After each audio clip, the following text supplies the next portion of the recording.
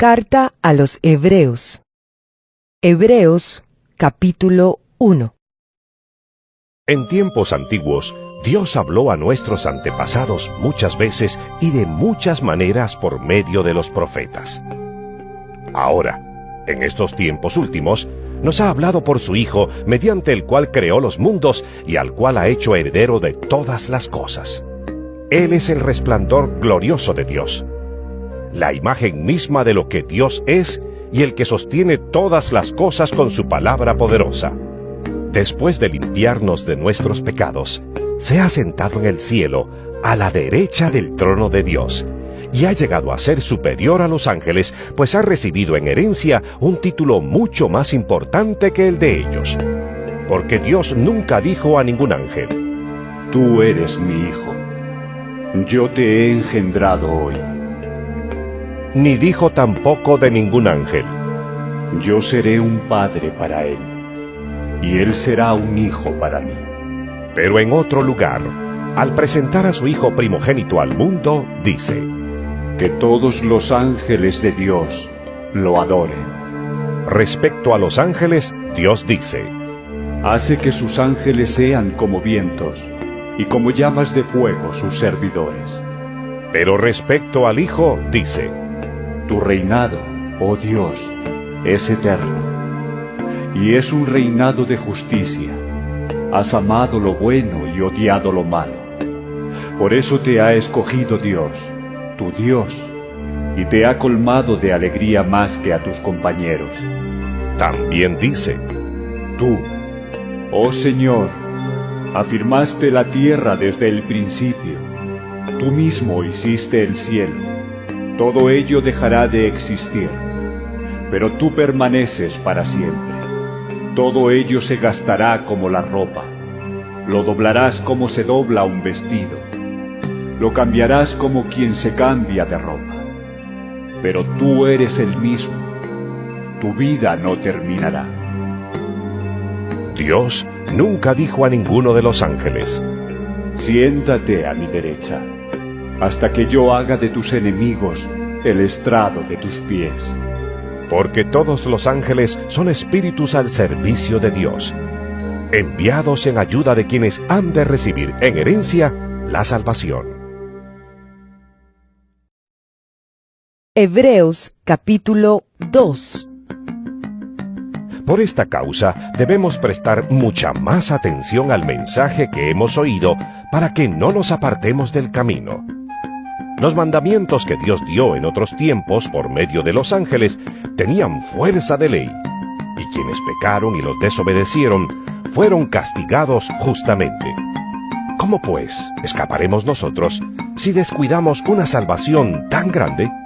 Pues el mismo Señor fue quien anunció primero esta salvación, la cual después confirmaron entre nosotros los que oyeron ese mensaje. Además, Dios la ha confirmado con señales, maravillas y muchos milagros, y por medio del Espíritu Santo que nos ha dado de diferentes maneras, conforme a su voluntad. Dios no ha puesto bajo la autoridad de los ángeles ese mundo futuro del cual estamos hablando. Al contrario, en un lugar de la Escritura, alguien declara: ¿Qué es el hombre? ¿Qué es el ser humano? ¿Por qué lo recuerdas y te preocupas por él? Por un poco de tiempo lo hiciste algo menor que los ángeles, pero lo coronaste de gloria y honor. Todo lo sujetaste debajo de sus pies. Así que, al sujetarlo todo debajo de sus pies, Dios no dejó nada sin sujetarlo a él. Sin embargo, todavía no vemos que todo le esté sujeto, pero vemos que Jesús, a quien Dios hizo algo menor que los ángeles por un poco de tiempo, está coronado de gloria y honor a causa de la muerte que sufrió. Dios, en su amor, quiso que experimentara la muerte para bien de todos. Todas las cosas existen para Dios y por la acción de Dios, que quiere que todos sus hijos tengan parte en su gloria. Por eso Dios, por medio del sufrimiento, tenía que hacer perfecto a Jesucristo, el Salvador de ellos. Porque todos son del mismo Padre, tanto los consagrados como el que los consagra. Por esta razón, el Hijo de Dios no se avergüenza de llamarlos hermanos al decir en la Escritura: Hablaré de ti a mis hermanos, y te cantaré himnos en medio de la congregación. También dice: En él pondré mi esperanza. Y otra vez dice: Aquí estoy, con los hijos que Dios me dio. Así como los hijos de una familia son de la misma carne y sangre, así también Jesús fue de carne y sangre humanas, para derrotar con su muerte al que tenía poder para matar, es decir, al diablo. De esta manera ha dado libertad a todos los que por medio a la muerte viven como esclavos durante toda la vida. Pues ciertamente no vino para ayudar a los ángeles, sino a los descendientes de Abraham. Y para eso tenía que hacerse igual en todo a sus hermanos, para llegar a ser un sumo sacerdote fiel y compasivo en su servicio a Dios, y para obtener el perdón de los pecados de los hombres por medio del sacrificio. Y como él mismo sufrió y fue puesto a prueba, ahora puede ayudar a los que también son puestos a prueba. Hebreos capítulo 3. Por lo tanto, hermanos, ustedes los del pueblo santo que han sido llamados por Dios a ser suyos, consideren atentamente a Cristo Jesús, el apóstol y sumo sacerdote, gracias al cual profesamos nuestra fe. Pues Jesús ha sido fiel a Dios, que lo nombró para este servicio, como también Moisés fue fiel en su servicio en toda la casa de Dios. Pero a Jesús se le ha concedido más honor que a Moisés, del mismo modo que el que hace una casa recibe más honor que la casa misma. Toda casa tiene que estar hecha por alguien, pero Dios es el que hizo todo lo que existe. Así pues, Moisés, como siervo, fue fiel en toda la casa de Dios, y su servicio consistió en ser testigo de las cosas que Dios había de decir. Pero Cristo, como Hijo, es fiel sobre esta casa de Dios que somos nosotros mismos, si mantenemos la seguridad y la alegría en la esperanza que tenemos. Por eso, como dice el Espíritu Santo en la Escritura: Si hoy escuchan ustedes lo que Dios dice, no endurezcan su corazón como aquellos que se rebelaron y pusieron a Dios a prueba en el desierto. Allí me pusieron a prueba los antepasados de ustedes, aun cuando habían visto mis obras durante 40 años. Por eso me enojé con aquella generación y dije: andan siempre extraviados en su corazón y no han querido conocer mis caminos. Por eso juré en mi furor que no entrarían en mi reposo. Hermanos, cuídense de que ninguno de ustedes tenga un corazón tan malo e incrédulo que se aparte del Dios viviente. Al contrario, anímense unos a otros cada día mientras dura ese hoy de que habla la Escritura, para que ninguno de ustedes sea engañado por el pecado y su corazón se vuelva rebelde. Porque nosotros tenemos parte con Cristo, con tal de que nos mantengamos firmes hasta el fin en la confianza que teníamos al principio. Por lo cual dice: Si hoy escuchan ustedes lo que Dios dice, no endurezcan su corazón como aquellos que se rebelaron. ¿Y quiénes fueron los que se rebelaron después de haber oído la voz de Dios? Pues todos los que Moisés había sacado de la tierra de Egipto. ¿Y con quiénes estuvo Dios enojado durante 40 años? Con los que pecaron, los cuales cayeron muertos en el desierto. ¿Y a quiénes juró Dios que no entrarían en su reposo? A los que desobedecieron. Y en efecto, vemos que no pudieron entrar porque no creyeron. Hebreos capítulo 4. Por eso, mientras todavía contamos con la promesa de entrar en ese reposo de Dios, debemos tener cuidado, no sea que alguno de ustedes no lo logre.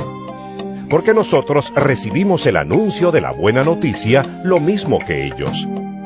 Pero a ellos no les sirvió de nada el oírlo, porque no se unieron por la fe con los que habían obedecido al mensaje. Pero nosotros, que hemos creído, entraremos en ese reposo del cual Dios ha dicho: Por eso juré en mi furor que no entrarían en el lugar de mi reposo. Sin embargo, Dios había terminado su trabajo desde que creó el mundo. Pues en alguna parte de las Escrituras se dice del séptimo día: Dios reposó de todo su trabajo el séptimo día. Y otra vez se dice en las Escrituras: No entrarán en mi reposo. Pero todavía falta que algunos entren en ese lugar de reposo, ya que, por haber desobedecido, no entraron los que primero recibieron el anuncio.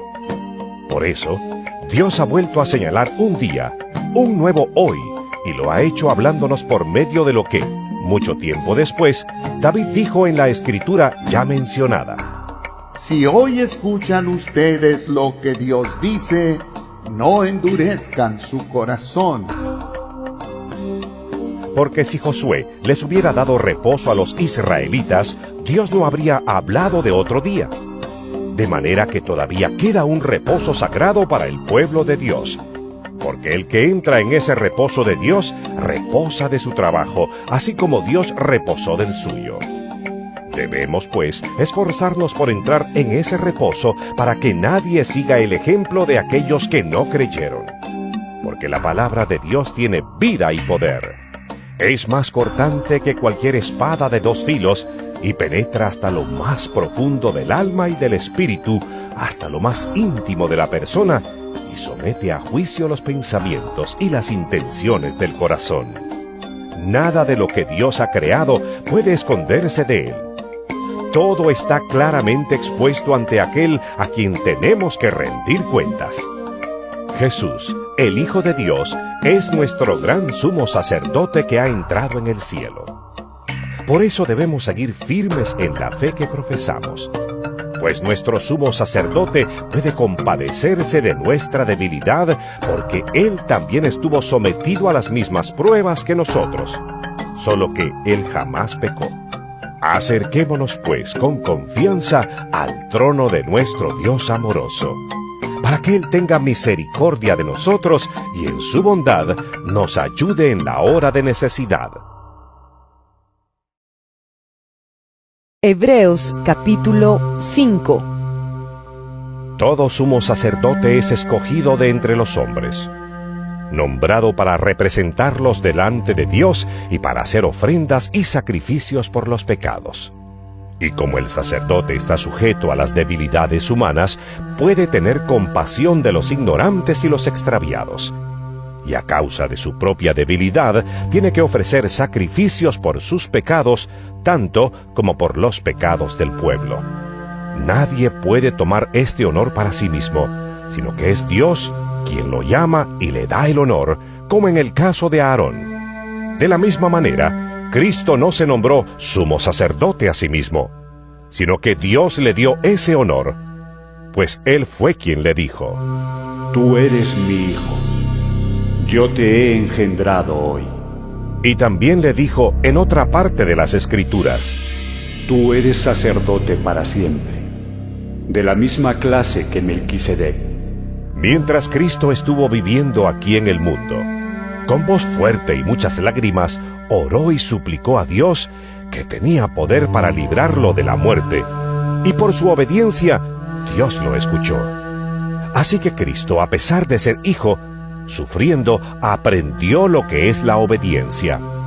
Y al perfeccionarse de esa manera, llegó a ser fuente de salvación eterna para todos los que lo obedecen. Y Dios lo nombró sumo sacerdote de la misma clase que Melquisedec. Tenemos mucho que decir sobre este asunto, pero es difícil explicarlo porque ustedes son lentos para entender. Al cabo de tanto tiempo, ustedes ya deberían ser maestros. En cambio, necesitan que se les expliquen de nuevo las cosas más sencillas de las enseñanzas de Dios. Han vuelto a ser tan débiles que, en vez de comida sólida, tienen que tomar leche. Y los que se alimentan de leche son como niños de pecho, incapaces de juzgar rectamente.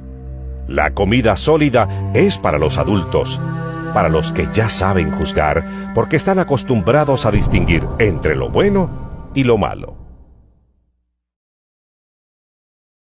Hebreos capítulo 6. Así que sigamos adelante hasta llegar a ser adultos, dejando a un lado las primeras enseñanzas acerca de Cristo. No volvamos otra vez a las cosas básicas como la conversión y el abandono de las obras que llevan a la muerte, o como la fe en Dios, las enseñanzas sobre el bautismo, el imponer las manos a los creyentes, la resurrección de los muertos y el juicio eterno. Es lo que haremos si Dios lo permite. Porque a los que una vez recibieron la luz y saborearon el don de Dios y tuvieron parte en el Espíritu Santo, y saborearon el buen mensaje de Dios y el poder del mundo venidero, si caen de nuevo, ya no se les puede hacer volver a Dios, porque ellos mismos están crucificando otra vez al Hijo de Dios y exponiéndolo a la burla de todos. Son como la tierra que bebe la lluvia que cae en abundancia sobre ella. Si da una cosecha útil a los que la trabajan, recibe la bendición de Dios. Pero si da espinos y cardos, no vale nada. Cae bajo la maldición de Dios y finalmente será quemada. Pero aunque hablamos así, queridos hermanos, estamos seguros de que ustedes se encuentran en el primer caso, es decir, en camino de salvación. Porque Dios es justo y no olvidará lo que ustedes han hecho y el amor que le han mostrado al ayudar a los del pueblo santo, como aún lo están haciendo. Pero deseamos que cada uno de ustedes siga mostrando hasta el fin ese mismo entusiasmo para que se realice completamente su esperanza.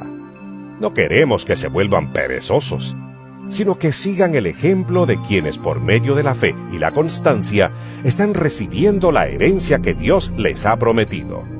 Cuando Dios hizo la promesa a Abraham, juró por sí mismo, porque no había otro superior a él por quien jurar, y dijo: Sí, yo te bendeciré mucho, y haré que tu descendencia sea numerosa. Abraham esperó con paciencia y recibió lo que Dios le había prometido. Cuando los hombres juran, lo hacen por alguien superior a ellos mismos. Y cuando garantizan algo mediante un juramento, ya no hay más que discutir. Pues bien, Dios quiso mostrar claramente a quienes habían de recibir la herencia que Él les prometía, que estaba dispuesto a cumplir la promesa sin cambiar nada de ella. Por eso garantizó su promesa mediante el juramento. De estas dos cosas que no pueden cambiarse y en las que Dios no puede mentir, recibimos un firme consuelo los que hemos buscado la protección de Dios y hemos confiado en la esperanza que Él nos ha dado. Esta esperanza mantiene firme y segura nuestra alma, igual que el ancla mantiene firme al barco. Es una esperanza que ha penetrado hasta detrás del velo en el templo celestial, donde antes entró Jesús para abrirnos camino, llegando Él a ser así sumo sacerdote para siempre, de la misma clase que Melquisedec. Hebreos capítulo 7.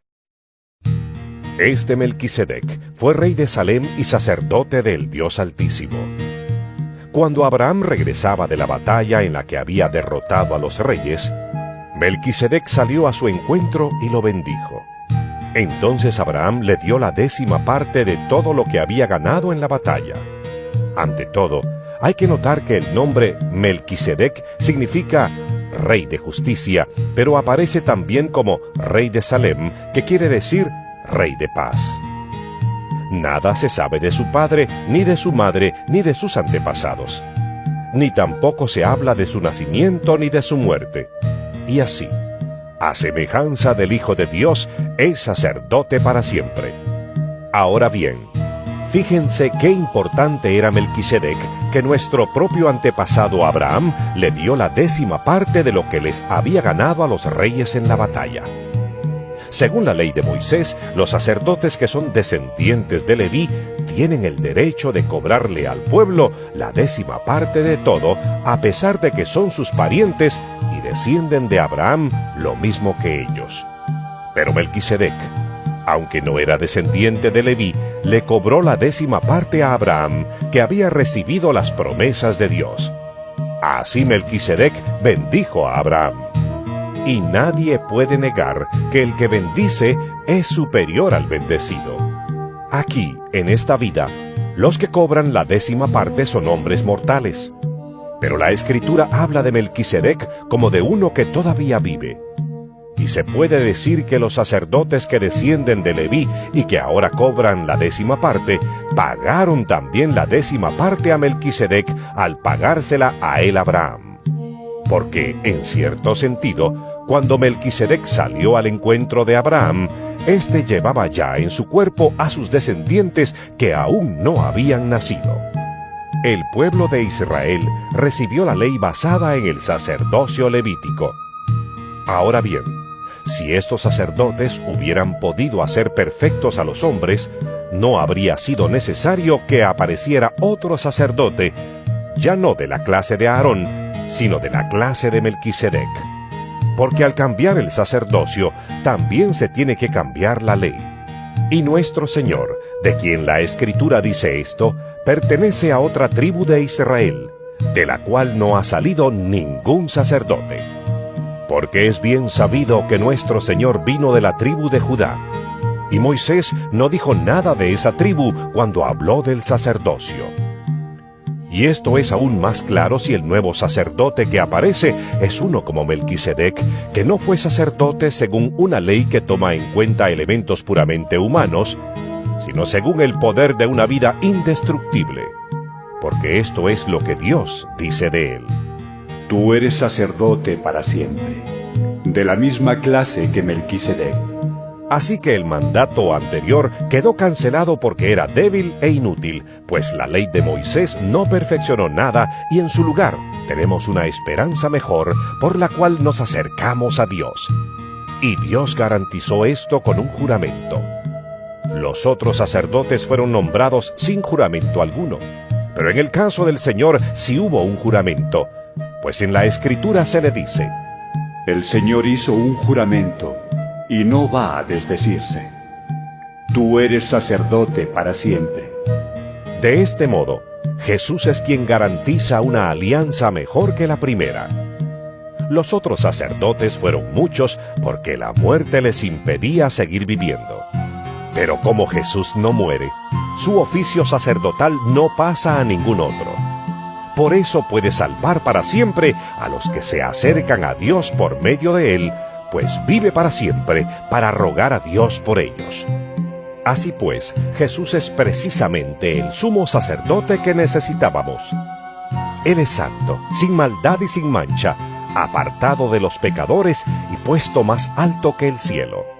No es como los otros sumos sacerdotes que tienen que matar animales y ofrecerlos cada día en sacrificio.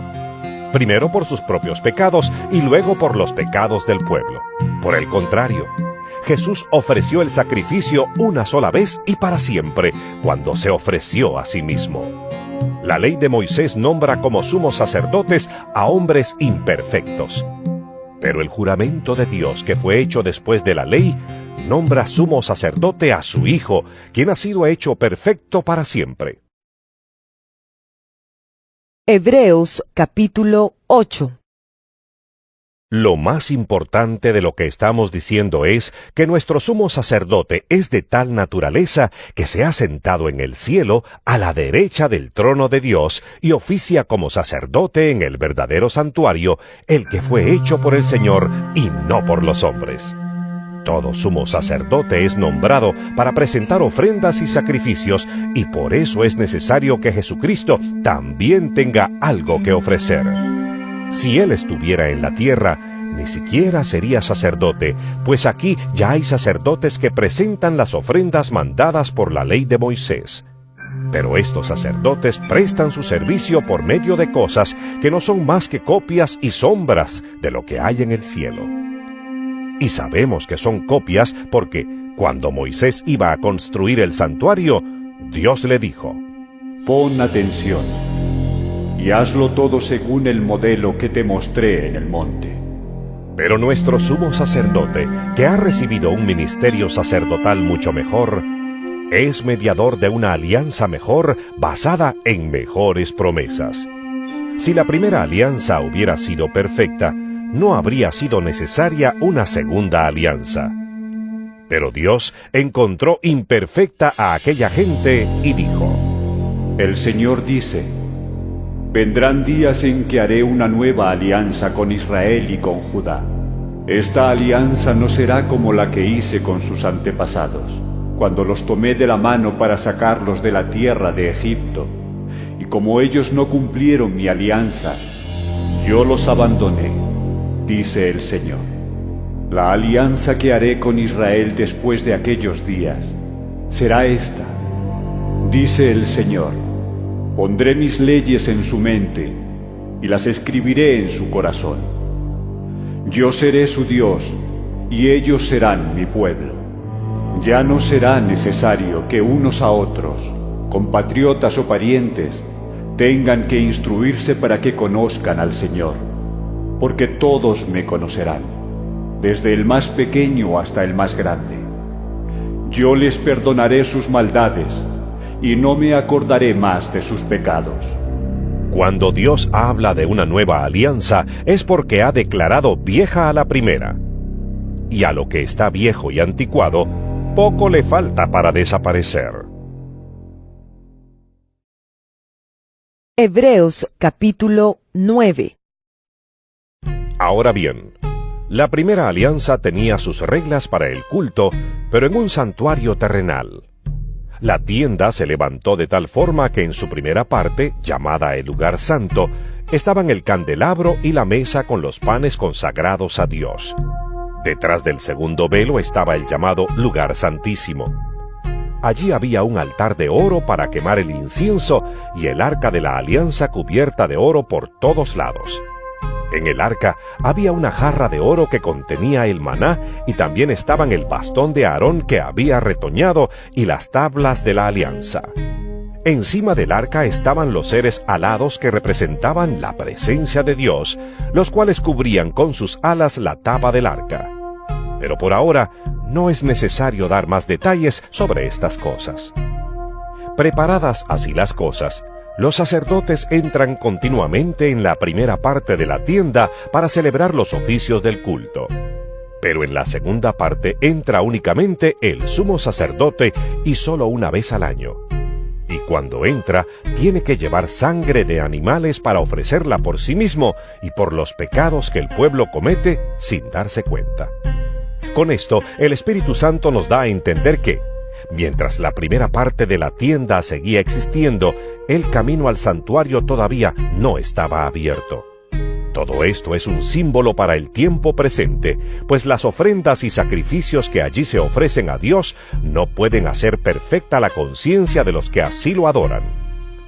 Se trata únicamente de alimentos, bebidas y ciertas ceremonias de purificación, que son reglas externas y que tienen valor solamente hasta que Dios cambie las cosas. Pero Cristo ya vino, y ahora Él es el sumo sacerdote de los bienes definitivos. El santuario donde Él actúa como sacerdote es mejor y más perfecto, y no ha sido hecho por los hombres, es decir, no es de esta creación. Cristo ha entrado en el santuario, ya no para ofrecer la sangre de chivos y becerros, sino su propia sangre. Ha entrado una sola vez y para siempre, y ha obtenido para nosotros la liberación eterna. Es verdad que la sangre de los toros y chivos, y las cenizas de la becerra que se queman en el altar, las cuales son rociadas sobre los que están impuros, tienen poder para consagrarlos y purificarlos por fuera. Pero si esto es así, ¿cuánto más poder tendrá la sangre de Cristo? Pues por medio del Espíritu Eterno, Cristo se ofreció a sí mismo a Dios como sacrificio sin mancha, y su sangre limpia nuestra conciencia de las obras que llevan a la muerte, para que podamos servir al Dios viviente. Por eso, Jesucristo es mediador de una nueva alianza y un nuevo testamento. Pues con su muerte libra a los hombres de los pecados cometidos bajo la primera alianza y hace posible que los que Dios ha llamado reciban la herencia eterna que Él les ha prometido. Para que un testamento entre en vigor, tiene que comprobarse primero la muerte de la persona que lo hizo. Pues un testamento no tiene valor mientras vive el que lo hizo, sino solo cuando ya ha muerto. Por eso, la primera alianza también se estableció con derramamiento de sangre. Moisés anunció todos los mandamientos de la ley a todo el pueblo. Después tomó lana roja y una rama de hisopo. Las mojó en la sangre de los becerros y los chivos mezclada con agua, y roció el libro de la ley y también a todo el pueblo. Entonces les dijo: Esta es la sangre que confirma la alianza que Dios ha ordenado para ustedes. Moisés roció también con sangre el santuario y todos los objetos que se usaban en el culto. Según la ley, casi todo tiene que ser purificado con sangre, y no hay perdón de pecados si no hay derramamiento de sangre. De manera que se necesitaban tales sacrificios para purificar aquellas cosas que son copias de lo celestial. Pero las cosas celestiales necesitan mejores sacrificios que esos, porque Cristo no entró en aquel santuario hecho por los hombres, que era solamente una figura del santuario verdadero, sino que entró en el cielo mismo, donde ahora se presenta delante de Dios para rogar en nuestro favor. Y no entró para ofrecerse en sacrificio muchas veces, como hace cada año todo sumo sacerdote que entra en el santuario para ofrecer sangre ajena. Si ese fuera el caso, Cristo habría tenido que morir muchas veces desde la creación del mundo. Pero el hecho es que ahora, en el final de los tiempos, Cristo ha aparecido una sola vez y para siempre, ofreciéndose a sí mismo en sacrificio para quitar el pecado. Y así como todos han de morir una sola vez y después vendrá el juicio, así también Cristo ha sido ofrecido en sacrificio una sola vez para quitar los pecados de muchos. Después aparecerá por segunda vez, ya no en relación con el pecado, sino para salvar a los que lo esperan. Hebreos capítulo 10. Porque la ley de Moisés era solamente una sombra de los bienes que habían de venir, y no su presencia verdadera. Por eso la ley nunca puede hacer perfectos a quienes cada año se acercan a Dios para ofrecerle los mismos sacrificios. Pues si la ley realmente pudiera purificarlos del pecado, ya no se sentirían culpables y dejarían de ofrecer sacrificios. Pero estos sacrificios sirven más bien para hacerles recordar sus pecados cada año, porque la sangre de los toros y de los chivos no puede quitar los pecados.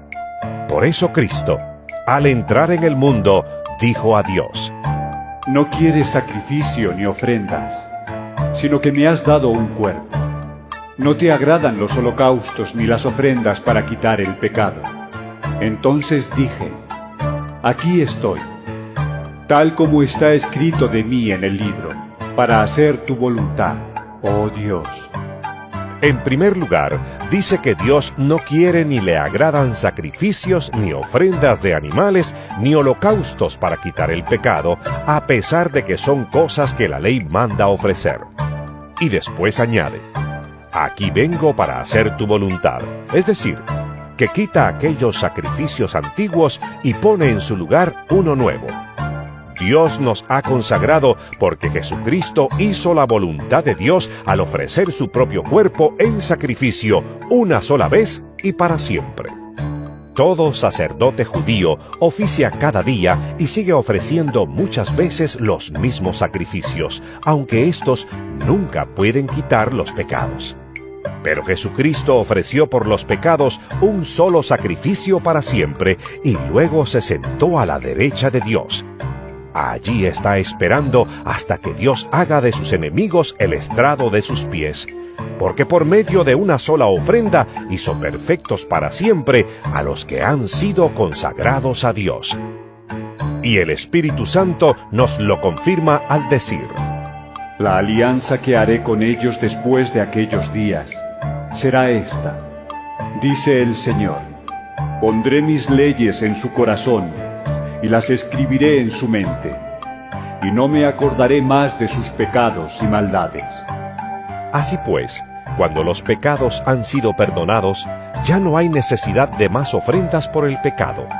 Hermanos, Ahora podemos entrar con toda libertad en el santuario gracias a la sangre de Jesús, siguiendo el nuevo camino de vida que Él nos abrió a través del velo, es decir, a través de su propio cuerpo. Tenemos un gran sacerdote al frente de la casa de Dios. Por eso, acerquémonos a Dios con corazón sincero y con una fe completamente segura, limpios nuestros corazones de mala conciencia y lavados nuestros cuerpos con agua pura. Mantengámonos firmes, sin dudar, en la esperanza de la fe que profesamos, porque Dios cumplirá la promesa que nos ha hecho. Busquemos la manera de ayudarnos unos a otros a tener más amor y a hacer el bien. No dejemos de asistir a nuestras reuniones como hacen algunos, sino démonos ánimos unos a otros, y tanto más cuanto que vemos que el día del Señor se acerca. Porque si seguimos pecando intencionalmente después de haber conocido la verdad, ya no queda más sacrificio por los pecados. Solamente nos queda la terrible amenaza del juicio y del fuego ardiente que destruirá a los enemigos de Dios. Cuando alguien desobedece la ley de Moisés, si hay 2 o 3 testigos que declaren contra él, se le condena a muerte sin compasión.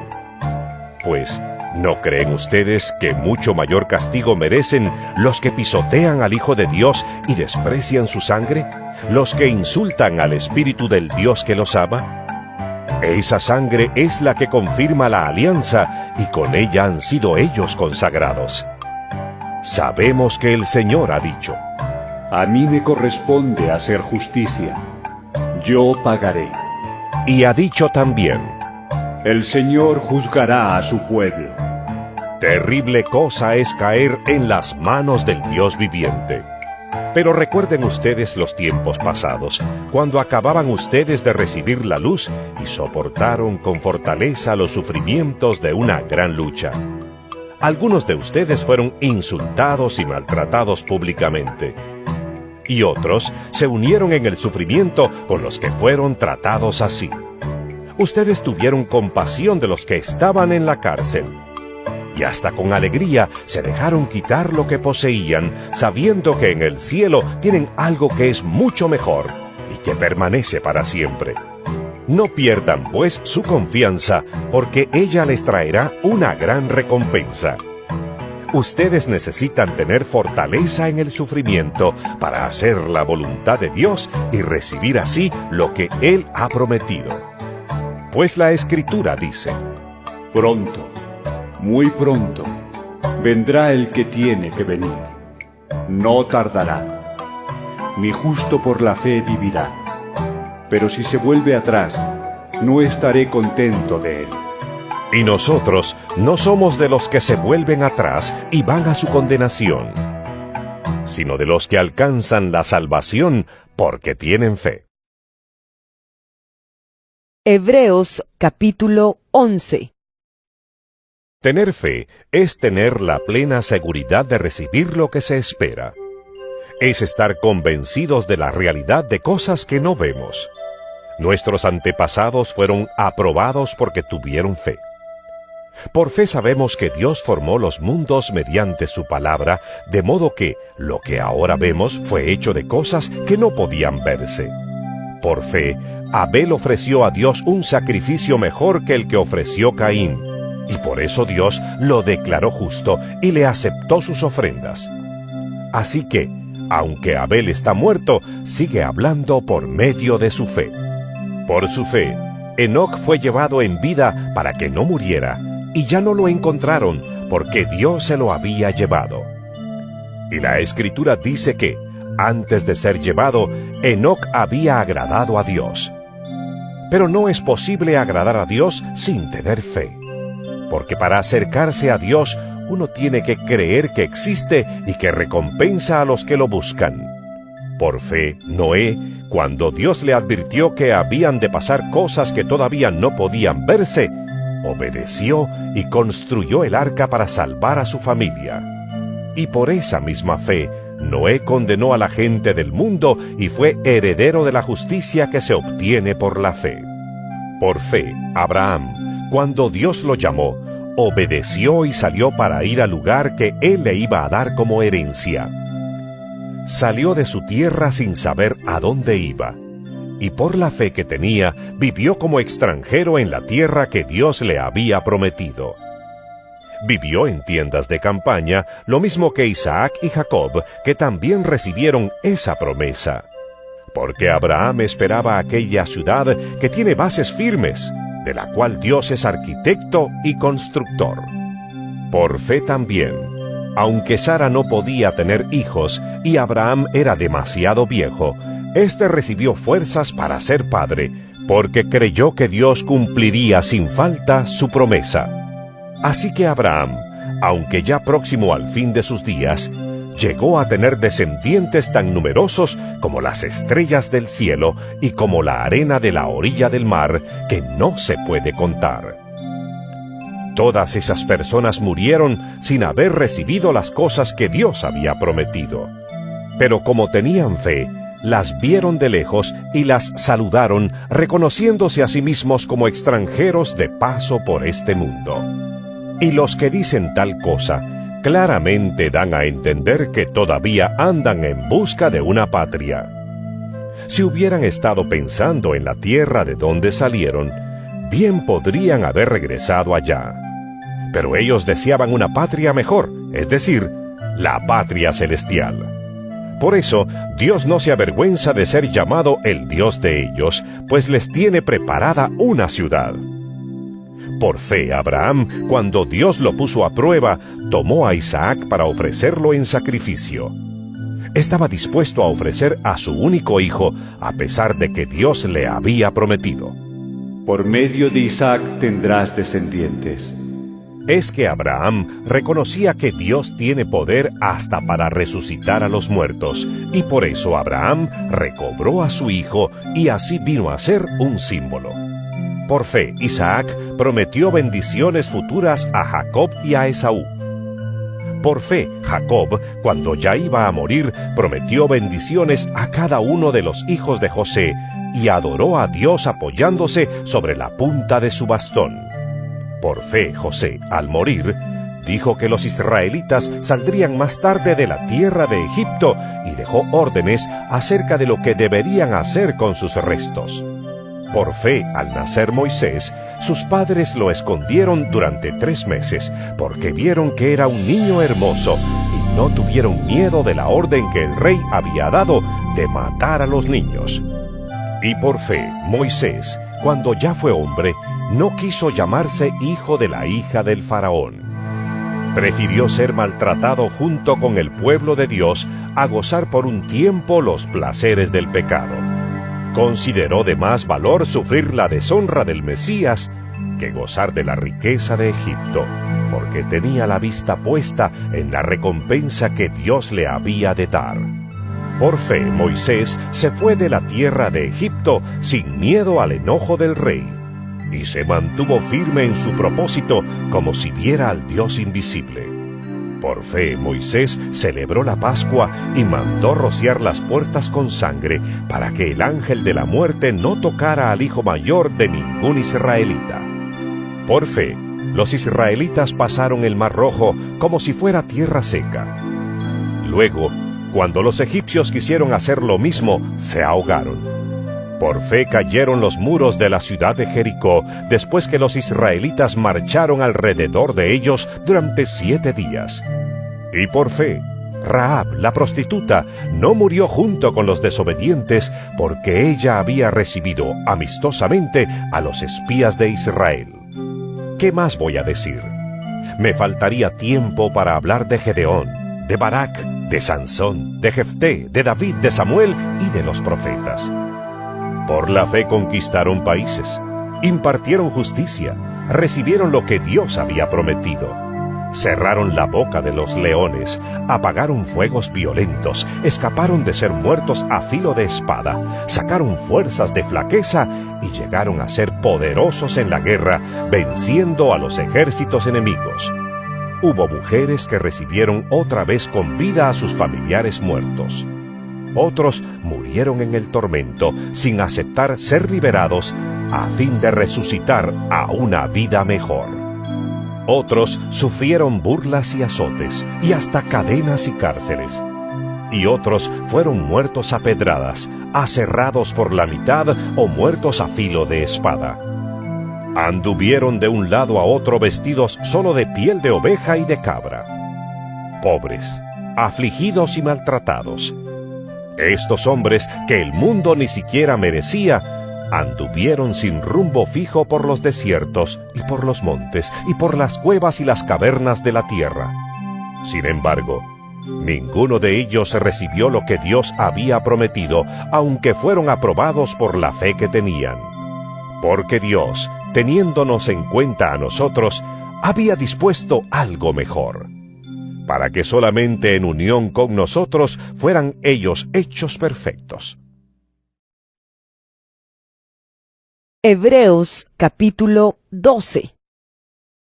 Por eso, nosotros, teniendo a nuestro alrededor tantas personas que han demostrado su fe, dejemos a un lado todo lo que nos estorba y el pecado que nos enreda y corramos con fortaleza la carrera que tenemos por delante. Fijemos nuestra mirada en Jesús, pues de Él procede nuestra fe y Él es quien la perfecciona. Jesús soportó la cruz sin hacer caso de lo vergonzoso de esa muerte, porque sabía que después del sufrimiento tendría gozo y alegría, y se sentó a la derecha del trono de Dios. Por lo tanto, mediten en el ejemplo de Jesús, que sufrió tanta contradicción de parte de los pecadores.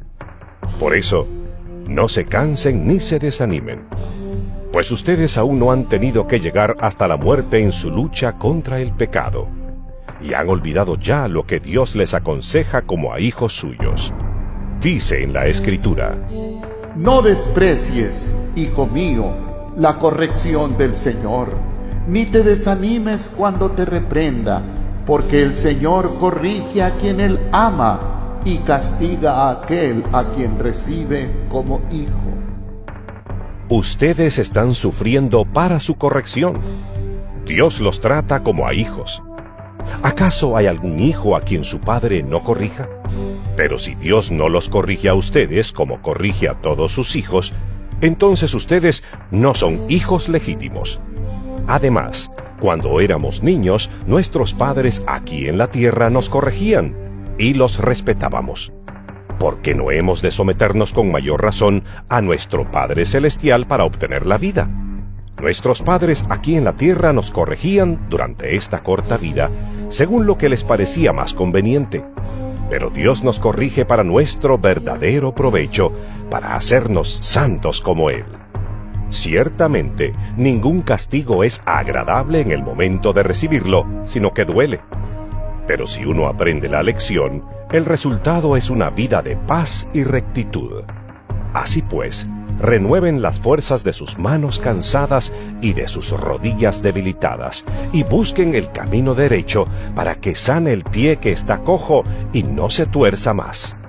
Procuren estar en paz con todos y llevar una vida santa, pues sin la santidad nadie podrá ver al Señor.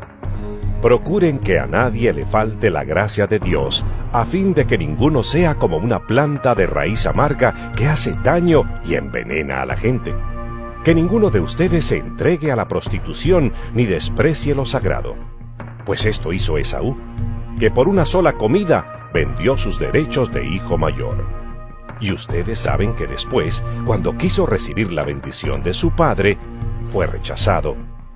Y aunque lloró mucho, ya no hubo remedio para lo sucedido.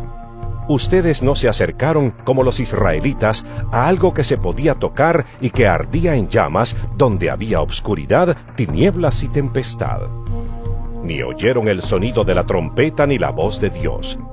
Los que oyeron esa voz rogaron que no les siguiera hablando, porque no podían soportar el mandato que decía: Al que ponga el pie en el monte, hay que matarlo a pedradas o con lanza, aunque sea un animal. Tan espantoso era lo que se veía, que el mismo Moisés dijo: Estoy temblando de miedo. Ustedes, por el contrario, se han acercado al monte Sión y a la ciudad del Dios viviente, la Jerusalén celestial, y a muchos miles de ángeles reunidos para alabar a Dios y a la comunidad de los primeros hijos de Dios inscritos en el cielo.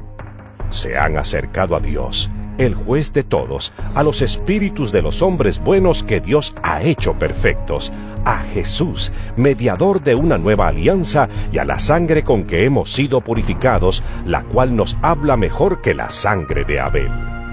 Por eso tengan cuidado de no rechazar al que nos habla. Pues los que rechazaron a Dios cuando Él les llamó la atención aquí en la tierra, no escaparon. Y mucho menos podremos escapar nosotros si le damos la espalda al que nos llama la atención desde el cielo.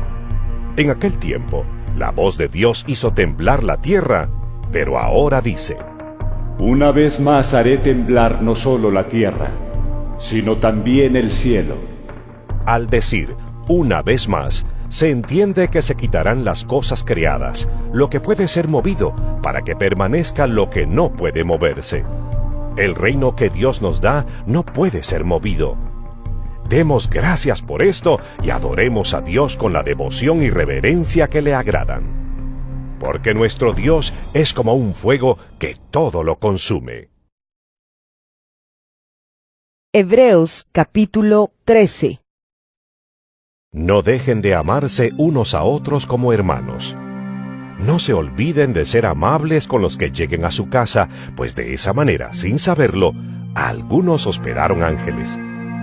Acuérdense de los presos, como si también ustedes estuvieran presos con ellos. Piensen en los que han sido maltratados, ya que ustedes también pueden pasar por lo mismo. Que todos respeten el matrimonio y mantengan la pureza de sus relaciones matrimoniales, porque Dios juzgará a los que cometen inmoralidades sexuales y a los que cometen adulterio. No amen el dinero. Conténtense con lo que tienen, porque Dios ha dicho: Nunca te dejaré, ni te abandonaré. Así que podemos decir con confianza: El Señor es mi ayuda, no temeré. ¿Qué me puede hacer el hombre? Acuérdense de quienes los han dirigido y les han anunciado el mensaje de Dios. Mediten en cómo han terminado sus vidas y sigan el ejemplo de su fe. Jesucristo es el mismo, ayer, hoy y siempre. No se dejen ustedes llevar por enseñanzas diferentes y extrañas. Es mejor que nuestros corazones se fortalezcan en el amor de Dios que en seguir reglas sobre los alimentos, pues esas reglas nunca han sido de provecho. Nosotros tenemos un altar, del cual no tienen derecho a comer los sacerdotes del antiguo santuario. Pues el sumo sacerdote lleva la sangre de los animales al santuario como ofrenda para quitar el pecado, pero los cuerpos de esos animales se queman fuera del campamento. Así también Jesús sufrió la muerte fuera de la ciudad para consagrar al pueblo por medio de su propia sangre. Vayamos pues con Jesús fuera del campamento y suframos la misma deshonra que Él sufrió. Pues en este mundo no tenemos una ciudad que permanezca para siempre, sino que vamos en busca de la ciudad futura. Por eso debemos alabar siempre a Dios por medio de Jesucristo. Esta alabanza es el sacrificio que debemos ofrecer. Alabémoslo pues con nuestros labios. No se olviden ustedes de hacer el bien y de compartir con otros lo que tienen, porque estos son los sacrificios que agradan a Dios. Obedezcan a sus dirigentes y sométanse a ellos, porque ellos cuidan sin descanso de ustedes, sabiendo que tienen que rendir cuentas a Dios. Procuren hacerles el trabajo agradable y no penoso, pues lo contrario no sería de ningún provecho para ustedes. Oren por nosotros, que estamos seguros de tener la conciencia tranquila, ya que queremos portarnos bien en todo. Pido especialmente sus oraciones para que Dios me permita volver a estar pronto con ustedes. Que el Dios de paz, que resucitó de la muerte a nuestro Señor Jesús, el gran pastor de las ovejas, quien por su sangre confirmó su alianza eterna, los haga a ustedes perfectos y buenos en todo, para que cumplan su voluntad. y que haga de nosotros lo que Él quiera por medio de Jesucristo. Gloria para siempre a Cristo. Amén. Hermanos, les ruego que reciban con paciencia estas pocas palabras de aliento que les he escrito. Sepan ustedes que nuestro hermano Timoteo está ya en libertad. Si llega pronto, lo llevaré conmigo cuando vaya a verlos. Saluden a todos sus dirigentes y a todos los del pueblo santo. Los de Italia les mandan saludos. Que Dios derrame su gracia sobre todos ustedes.